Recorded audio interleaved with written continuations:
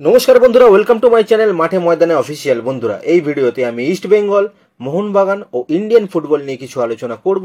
তোমরা যারা যারা আমার ভিডিওটা দেখছো, আমার চ্যানেলটা প্লিজ সাবস্ক্রাইব করে নাও ইন্ডিয়ান ফুটবলের এরকম আরও আপডেট পেতে। তো প্রথমেই বলি, আজকে ডুরান্ড কাপের ফিক্সচার বেরিয়ে গেল। মোহনবাগানের প্রথম ম্যাচ 27শে জুলাই সন্ধ্যে 6টা থেকে ডাউন টাউনের বিরুদ্ধে রয়েছে।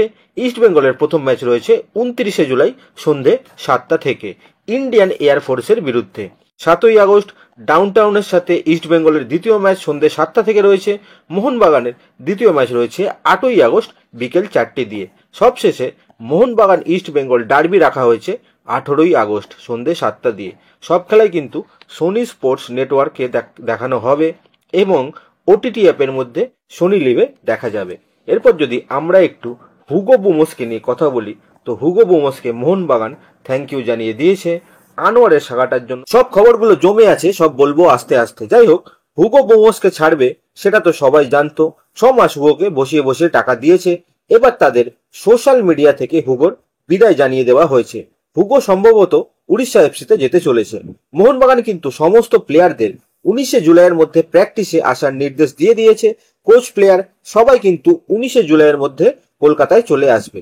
এরপর যদি আমরা একটু নিন্থই মিতের কথা বলি, তো 22 বছর বয়সী রাইট উইং এর এই প্লেয়ারটা একটা ফ্রি ট্রান্সফারে চেন্নাই থেকে পাঞ্জাব এফসিতে জয়েন করলো।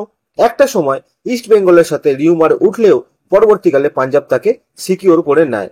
1.4 কোটি টাকা মার্কেট ভ্যালুর এই প্লেয়ারটা আগামী বছর পাঞ্জাব এফসি হয়ে কিন্তু খেলতে চলেছে। এরপর যদি আমরা একটু জামশেদপুরকে নিয়ে কথা বলি, তো জামশেদপুর ইয়াং প্লেয়ার আসফার নুরানিকে আগামী আইএসএল এর মরশুমের জন্য সাইন করিয়ে নিয়েছে। 25 বছর বয়সী এই লেফট উইঙ্গার কেংক্রে এফসির প্লেয়ার ছিল। গোকুলামের হয়ে সে সুপার কাপেও খেলেছে।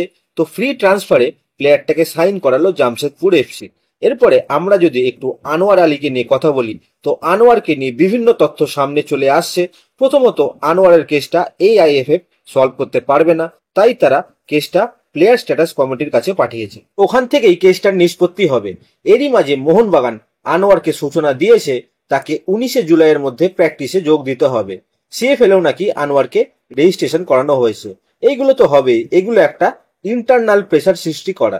যেটা মেন কথা, আনোয়ারকে বলা হয়েছে মোহনবাগানের এনওসি ছাড়া খেলা যাবে না। তো তার জন্য তো প্লেয়ার স্ট্যাটাস কমিটি রয়েছে, তারা নিষ্পত্তি করবে কেসটার। তার আগেই বিভিন্ন স্বঘোষিত উকিল মার্কেটে নেমে গেছে।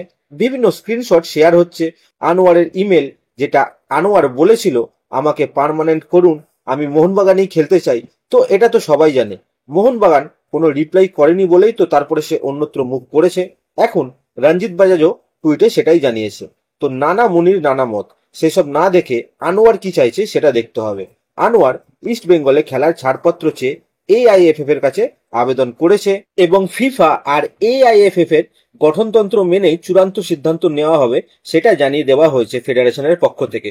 সুতরাং এখন কে কি বলল সেদিকে কান না দিয়ে, কে কি ভিডিও বানালো সেটা না দেখে প্লেয়ার স্ট্যাটাস কমিটি কি সিদ্ধান্ত নেয় সেটা দেখতে হবে।